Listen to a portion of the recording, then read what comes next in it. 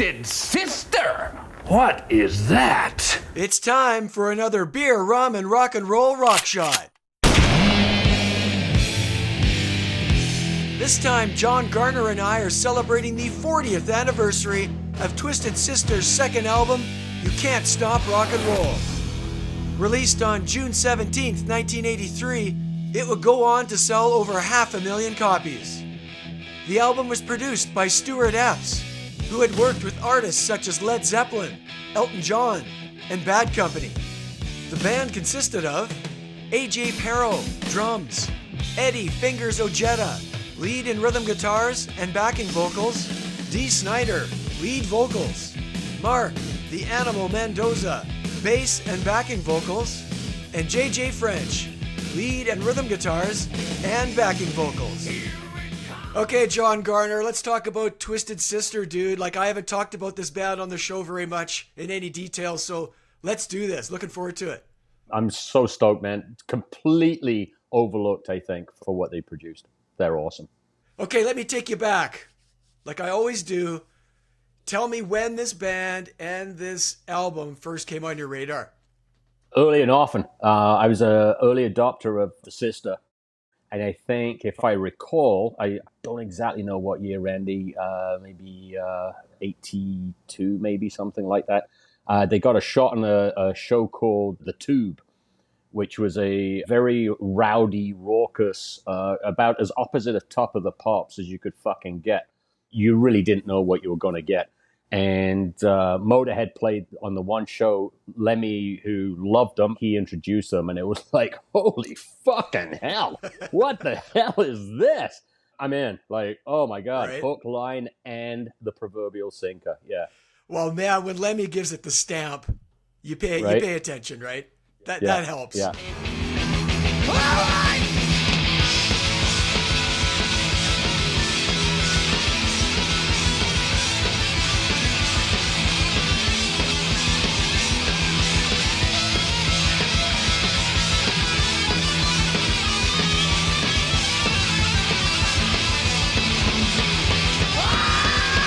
I eventually saw that clip, of course, but I didn't see it because I'm over here. But yeah, it was incredible, man. The energy coming off that stage is crazy. Yeah, absolutely nuts. And then, of course, I have to throw in the proverbial Donington deal because they played Donington the 1 year. And, I mean, they played a hell of a fucking set. And I think they absolutely killed it. I'm a huge fan. I love them. I've only seen them live once, opening for Maiden on the Power Slave tour. They're promoting Stay Hungry. But any clips I've seen of them, they always bring it live. They never phone it in. No, and they're one of those bands that you hear the vinyl, the album tracks, and everything gets cranked up. Yeah. I mean, they took everything louder than everything else to a different fucking level, and it wasn't the same pace either. I mean, it's fucking bedlam. Right. Oh, that's so cool. This is going to come as a huge shock to you, but my first experience with Twisted Sister was a music video. So I'm watching the New Music, I believe, a Canadian music channel, and I see the video for the title track, You Can't Stop Rock and Roll. I had no idea who they were. That's the first time I saw and heard them, right? And I'm like, oh, this is cool. I like this.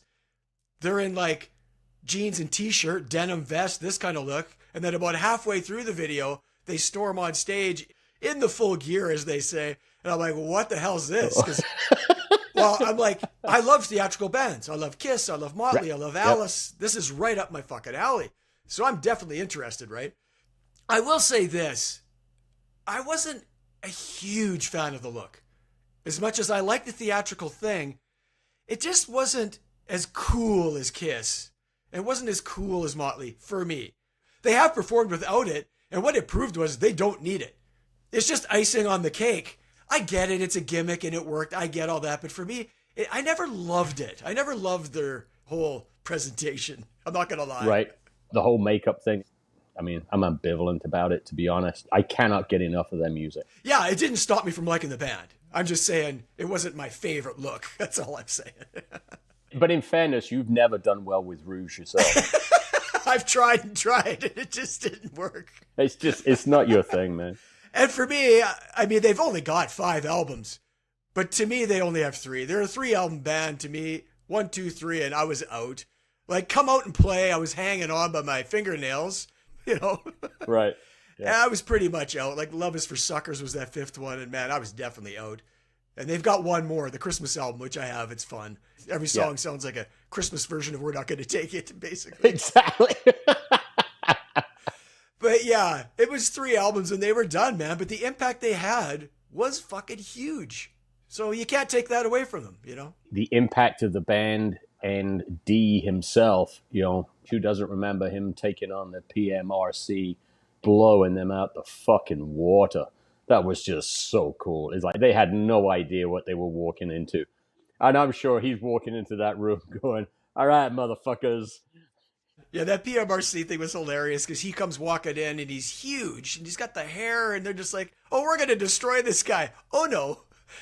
The part I remember the most that I loved was one of their examples of lyrics was from their song from their first album, Under the Blade. So they're reading these lyrics and he's like, are you done? Because this is about my friend's surgery. Like, what are you talking about? It's whatever's in your head's what's fucking twisted, not what's in their head. Like, exactly. It says more about the listener than it does the artist, actually. Which is going to be a very poignant thing as we go into this show. Okay, well, let's do it then, man. My opening fun fact is all songs written by Dee Snider, which a lot of people might think that's surprising. You know, the guitar player is J.J. French. It's kind of his band. But Dee wrote everything. Pretty much. And then he's on that on Twitter when people talk about the writing. It's like, yeah, I wrote them all. So love them, hate them, whatever. Bring it. Because that's unusual. Most lead singers, they deal with the lyrics and that's it. But obviously he can play. He's obviously a player or else he wouldn't be able to write these fucking songs, right? Okay, let's do our top 3 tracks off the album, John, the Huge. You want to go first or you want me to go first? You know what? Your show. You go first. You're going to give it to me? Hey, All right. What are you drinking? I'm drinking the Huge, man. I got a little lucky lager. Okay. Swill, as most beer drinkers would call it. Yeah, I got the Sierra Nevada Torpedo Double IPA. So if halfway through this thing, things go south, Perfect. it's not my fault. Cheers. Cheers, brother. All right. First off, I just want to say right off the top, I like every song on this album. For me, it's wall to wall. I like them all. I just don't like them all the same. All right? That's all. Yes. I don't hate any of them. And like always, I'm going the order that they're on the album, not the order that I like them. Excellent. Me too. Okay, number 1. This is the sensitive ballad on the record, John. It's called Like a Knife in the Back. That's my first choice. It's got a cool riff. There's some powerful bass going on. Yep. You really hear all the instruments on this album. It's a really good mix. Dee sounds awesome. Lyrically, my interpretation anyway, is he's pointing a finger at people who drink and do drugs, saying that's probably not the way to go. So he says, hey man, can you stand? That's a shame. Really sad. Do you want some more? I think he's talking about me. Yeah, exactly. Like to help if I could, but I don't think I should. I don't care. Shall I pour?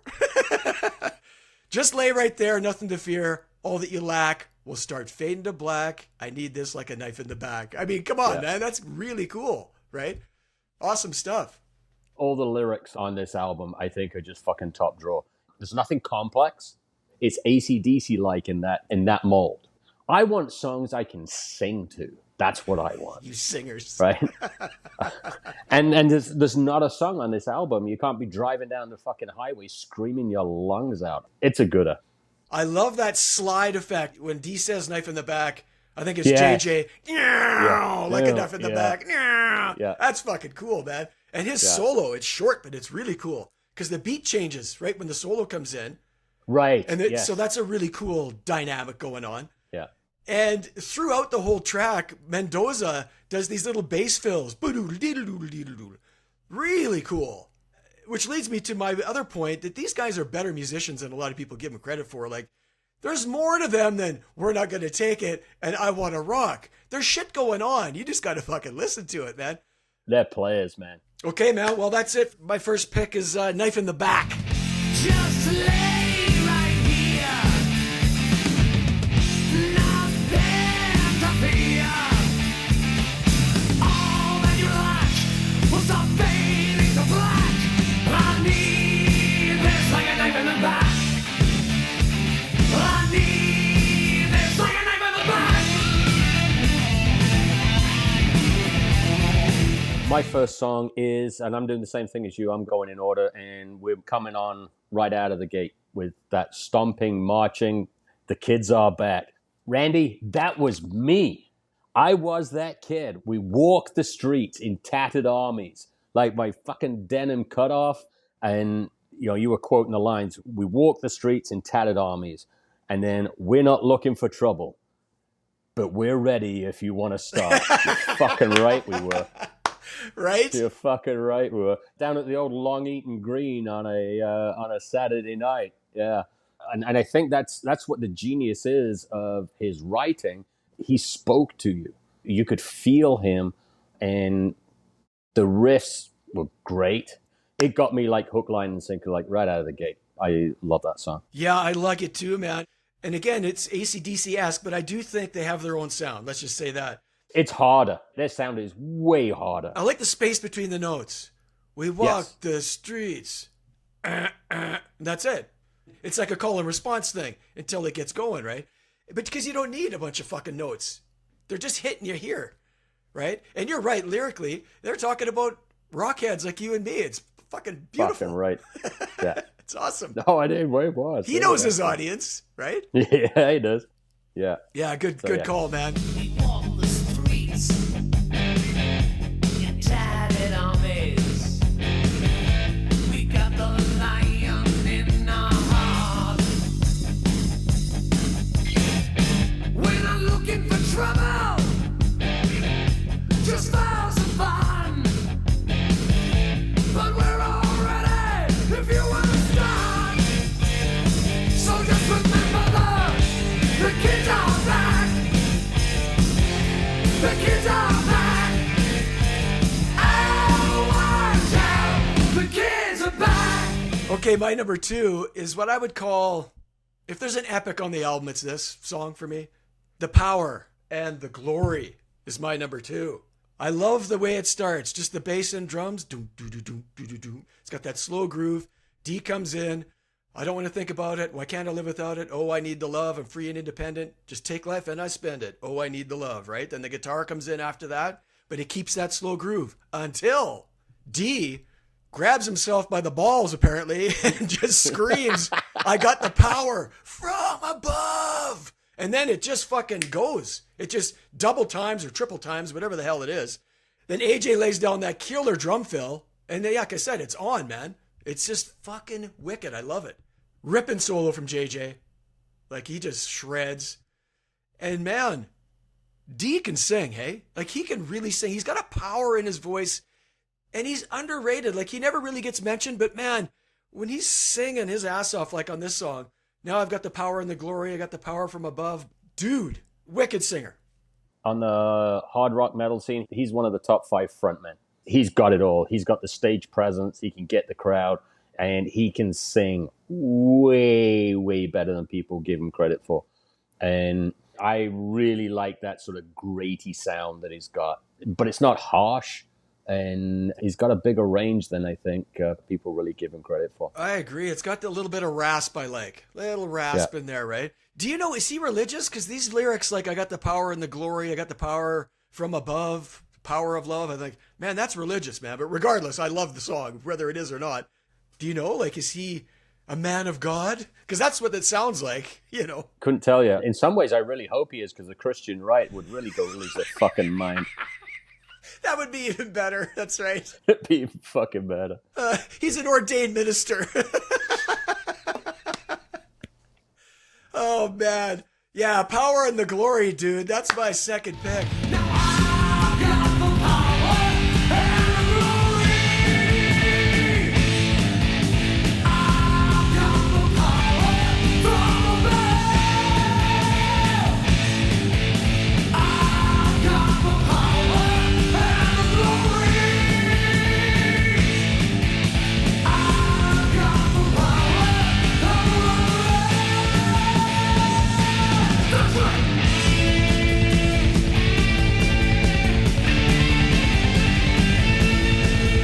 My second one is, it's another call to action from Mr. Snyder. We're gonna make it. My notes here say tap, tap, and away we go, right? AJ gives that boom, and they are fucking off and flying. And they were so committed to what they were doing. And I think one of the lines here just speaks to that is, our time will come, and when it's over and it's done, these fools are gonna know that we ain't bluffing. They were not fucking bluffing in anything they did. Oh my God. Again, the lyrics are so cool. Oh, so cool. I mean, this is just right on. And for me, it's the faster ones hit me. You come out of the gate with something fast, and I'm pretty much going to love it. I'll be honest, I got to 5 fairly quickly, and I was waffling backwards and forward to pick my 3, man. It was tough, but I keep going back to this one. I love it. Our time will come, and when it's over and it's done, those fools are gonna know that we ain't bluffing. We're gonna make it. We'll reach the top. We're gonna make it. And then we're never gonna stop. You know, you talk about how the lyrics are, they're good to go. If you want to fucking throw down, you're good to go. Well, I think you'd have to be dressed like they do. You know what I'm saying? Like, it's a good thing. It's a good thing they're big, especially D. You kind of need to be. You're going to get your ass kicked. Especially some of the places they're playing, I'm sure, right? He's a confident man. There you go. He's a confident drag dressing man. He's a confident man. Okay, well, my third one, I'm assuming, I think it's cool that we haven't overlapped yet, but I'm guessing we're going to here. Maybe not. But I had to go with the title track, of course. It's AC/DC off the top. You get the short taste of the riff with that kick drum and just the hi-hat. That's it, right? And then that main riff comes in, another cool drum fill from AJ, and it's on. Here it comes. You're never going to stop it. On the run. There's no way you can top it. This is a rock and roll anthem to the core. I'm going to read more lyrics because I just love it. Like a charging bull, it's a juggernaut, with steam at full, never to be caught. Incarnate power, roaring from the sky, while others cower, rock ain't gonna die. Ain't gonna die. Lift up your hands and praise. You can't stop rock and roll. I gave myself goosebumps, John. It's a charging steed on a never-ending course, with grace and speed, never to be caught. Like a charging bull, it's a juggernaut with steam and flow, never to be caught. Incarnate power, roaring from the sky, while others cower, rock ain't gonna die. Now you can ride it high, and you can light the way. Lift up your hands in praise. You can't stop rock and roll. Solo rips, totally suits the track. What I like about the solo in this one is there's 2 different feels to it. It's a faster opening solo, then there's a beat change halfway through it, and then there's more of a bluesy vibe at the end of the solo. It's totally wicked, man. You can't stop rock and roll.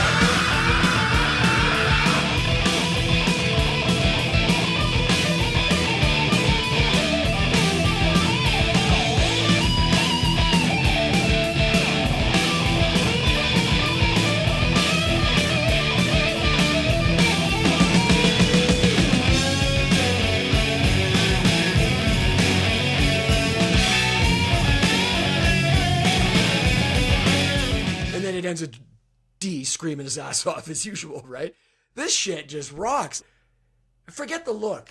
Like, I think it's a lot like Kiss in that people think because of the shtick, well, the talent is diminished. Right. Like when Kiss took Yeah. their makeup off in the 80s, people were like, oh my God, these guys can play. Well, they can always fucking play. They could always play. Like, listen with your ears, Yeah. not your eyes on this, perhaps, right? Right. Like I said off the top, I saw the video. It was the first time I heard the band. Huge impact. So, yeah, it had to be on my top 3. So there it is, the title track. Gonna disappoint you, brother. No It's not on way! mine. Dude, if somebody would have told me we weren't overlapping at all, there's no fucking way I would have believed it, man. No way. Awesome. All right. I'm pleasantly surprised. When you consider hard rock or heavy metal, this to me is probably the ultimate love song. I'll Take You Alive. This is how it starts. Pull the trigger, set the fire, light the fuses, trip the wire, head for safety, run for cover, hit the dirt, I'm taking over. Here's the thing to me, Randy, is that like when you listen to it initially, you first off, you go, ooh, that's a little dark.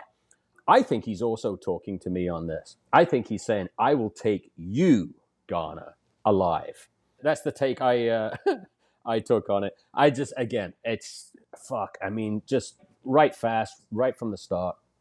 It's just fucking balls to the wall. I have to pull over after I've driven it and after I've been driving, listen to this and have a cigarette. I'm exhausted. I want your love.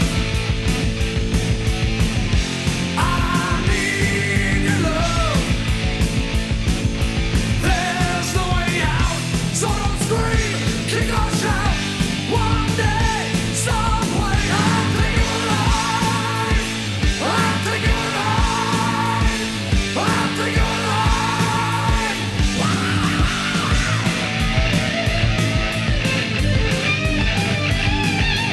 And the finish to me is the best because it's an AJ drum solo for the last, whatever, 15, 20 seconds that I know it isn't, but it's almost got that Motorhead Overkill piece to it. Sure. You know, if it kept on going on and coming back, it would have been a complete copy, but it's just that little drum solo there at the end, which I think is a fucking killer way to end. I'll take you alive.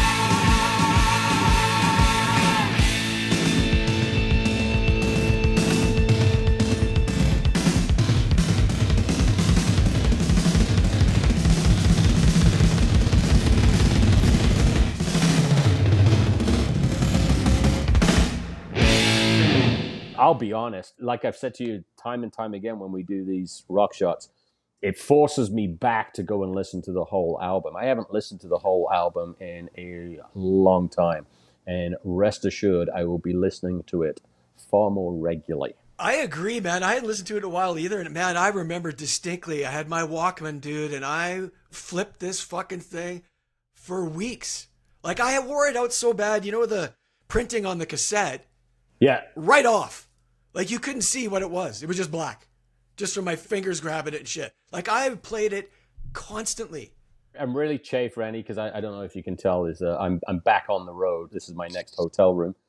And I had the album all set to bring with me. And it was 5 o'clock in the morning when I left, and I completely forgot it. Because it was like, yeah, fucking A. I can pull a Randy. I can show my original vinyl. I don't have it. Don't! I was half hour into the drive, so I wasn't turning around. Where's your dedication? Come on, man. Okay, you know, I like to pick one honorable, and you picked mine. It's the opening track, Kids Are Back. Again, like you said, that marching effect is really cool. It's got great groove. A lot of these songs, there's a lot of groove going on here. Yeah. It's really cool. AC/DC vibe again. Lots of space between the notes. I said that already. You know what? In this one verse anyway, D sounds a bit like Alice Cooper once in a while. Like when he goes, there's no problem, no need to fuss. It's total Alice, right? This is not a critique. I mean, come on. Alice is the fucking man. So I wanted to say that fun sing-along chorus, you already talked about it. Yeah, Kids Are Back was my honorable. So there you go. Yeah, the title track was close. What? You're killing me. Ride to Live, Live to Ride is my... Oh, another one I didn't pick. And that's purely because you know I'm a biker at heart. I like my two wheels. That's a biker track for sure. That one really spoke to me. I tell you, man, I like the title track. I was like, fuck, I gotta get that in. And then I couldn't. I just couldn't shoehorn it in. I couldn't shoehorn it in. The others did too much for me.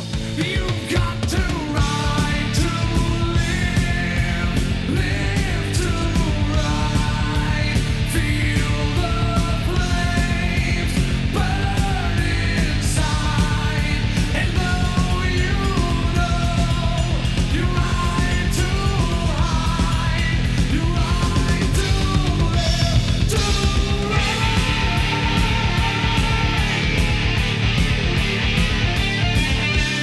You know John, is neither one of us picked the highest charting single. I Am, I'm Me. That was the biggest song off the album. Went to number 18 in the UK. Neither one of us picked it. Yeah, and I've said it, I think, every time I'm on this fucking show. If there's a fast song, I'm picking a fast song. I listen to it, I would say, far differently at, fucking, how old are we? I'm 55, 56, something like that. 50-ish. 50-ish, over 50, than I did at 16. He is very much on the forefront of, hey, fight for your rights. Yes. This is me. It's a fucking awesome song.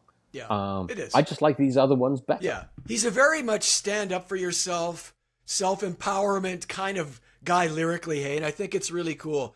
But man, you talk about like re-listening to it, it just took me back to that 16, 17-year-old kid immediately in a good way. Like, it was just great. It was affecting in a very positive way. You've often heard the comments about metal music, it's for the disillusioned teenagers. And I wasn't disillusioned. No, me neither. It was certainly something that had energy and was like, yeah. Another fun fact, there's 3 bonus tracks on the re-release. One's called One Man Woman. This is a great song title. 4-Barrel Heart of Love. I mean, that's going to be good. And Feel the Power. And they all are really good, strong tracks that could have been on the album, I think. Yeah. That One Man Woman's got a real swing to it. Yeah. Oh, it's such a groovy track. Yeah, I love that one. Another thing I want to mention, John, is if anybody hasn't seen it, it's not new, but there's a Twisted Sister documentary called We Are Twisted Fucking Sister. Yeah. It came out in 2014, and it's awesome. And what's cool about it, it's the beginning of the band right up until they blow up with Stay Hungry. That's when it ends. It shows the struggle this band had. They're from the tri-state area, New York and that, and they became the biggest band in that area, playing to thousands of people a night and couldn't get a fucking record deal. It's just bizarre. And they finally got one, and the rest is history, blah, blah, blah. But I highly recommend it. It's really, really strong. Well, I think that was the thing with the show on the Tube, right? Is that they were on TV and they didn't have a record deal. Well, they're another one of those bands that had to go to your neck of the woods to get noticed. Hendrix and Joan Jett and... Well, we appreciate music. It's tough to argue, man. And then what do you guys do? Take American blues, sell it back to Americans. You're welcome. Exactly. At an inflated price. At an inflated price. Yeah. I don't have anything to add, man, other than it is my favorite Twisted Sister album start to finish. So there's that. I was a fully paid up SMF member for about 5 years. Try explaining that fucking self-addressed envelope to your mother. Super male fun. That's right. I was a sick motherfucker. You bet. Okay, man. Are we good? I think we're good, brother. That was so good. Okay, man. That's a wrap. Thanks for joining me, John. As always, a blast. Showing Twisted fucking Sister some love. Thanks to you guys for checking us out. We appreciate you taking the time to hang, of course. You can find us wherever podcasts are broadcast. Don't forget to hit that subscribe button, kids. Let us know what you think of You Can't Stop Rock and Roll in the comments. John and I would love to hear from you. And until next time, on behalf of John and I, keep rock alive. Peace.